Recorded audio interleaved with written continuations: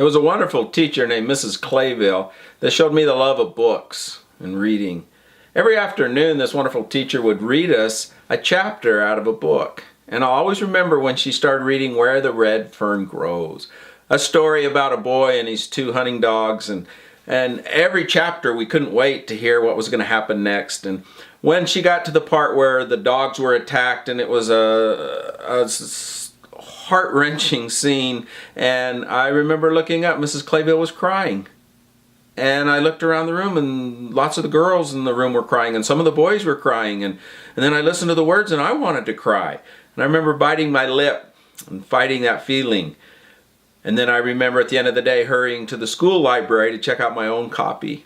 And laying on my bed in my little room, reading those same chapter that she had read, and this time I just cried.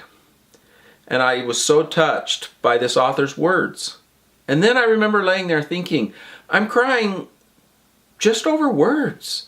And this author chose these words and put them in this combination. It's giving me all these emotions.